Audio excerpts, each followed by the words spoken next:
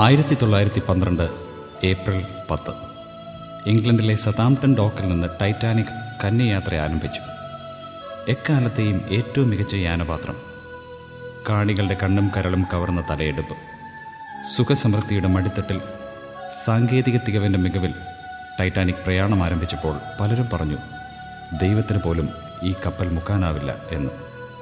മനുഷ്യ മനസാക്ഷിയുടെ വൈജ്ഞാനിക ധിക്കാരത്തിൻ്റെ ഉന്മാദം കലർന്ന പുലമ്പലുകളായിരുന്നു അവ. ആഹ്ലാദത്തിൻ്റെ 4-ാം ദിനം. ഇടതടവില്ലാതെ ആഘോഷത്തിൻ്റെ ആവേശത്തിരകൾ കപ്പലിൻ്റെ ഡെക്കിൽ നുരഞ്ഞു പൊന്തി. ടൈറ്റാനിക്കിൻ്റെ മാർഗത്തിൽ കൂറ്റൻ മഞ്ഞുമലകളുണ്ടെന്ന മുന്നറിയിപ്പും അപ്പോൾ തന്നെ എഞ്ചിൻ റൂമിൽ ലഭിച്ചു.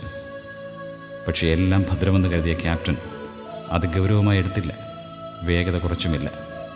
ലോകം കണ്ട ഏറ്റവും ഭീകരമായ നാവിക ദുരന്തമായിരുന്നു അതിൻ്റെ ഫലം.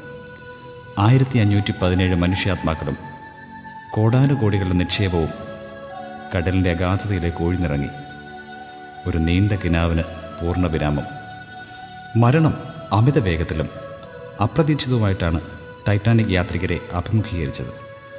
അറിയാത്ത വിനാഴികയിൽ വിളിക്കാത്ത വിരുന്നുകാരനായിട്ടാവും മരണം നമുക്കു നേരെയും നടന്നെടുക്കുന്നത്. പണവും പദവിയും പത്രാസും കൊണ്ട് മരണത്തെ നിയന്ത്രിക്കാനാവും എന്ന് കരുതുന്നവരുണ്ടാവും. അവരോട് ബൈബിൾ ചോദിക്കുന്നു, ഒരു മനുഷ്യൻ സർവ്വലോകവും നേടിയിട്ടും തൻ്റെ ജീവനെ നഷ്ടപ്പെടുത്തിയാൽ അവനെന്ത് പ്രയോജനം?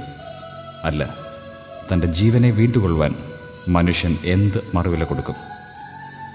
മനുഷ്യൻ്റെ ജീവനു വേണ്ടി ദൈവം കൊടുത്ത മറുവിലയായിരുന്നു കാൽവറി ക്രൂശിൽ ചൊരിഞ്ഞ യേശുക്രിസ്തുവിൻ്റെ ജീവരക്തം. ആ രക്തത്തിൽ കഴുകി പാപശുദ്ധി നേടിയാൽ മാത്രമേ നിത്യമരണമായ നരകത്തിൽ നിന്നും മോചനം പ്രാപിക്കാൻ സാധിക്കൂ.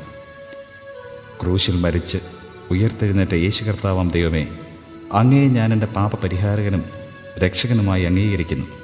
അങ്ങൻ്റെ ഹൃദയത്തിലേക്ക് വരയണമേ എന്ന് പ്രാർത്ഥിക്കുന്ന ആർക്കും ദൈവം ഒരുക്കിയ ഈ രക്ഷാപദ്ധതി സ്വായത്തമാക്കുവാൻ കഴിയും. ടൈറ്റാനിക് ദുരന്തത്തിൻ്റെ മുഖ്യ ഹേതു മുന്നറിയിപ്പിനെ അവഗണിച്ചതാണ്. സ്നേഹിത, ഈ മുന്നറിയിപ്പിന് താങ്കളുടെ പ്രതികരണം എന്താണ്?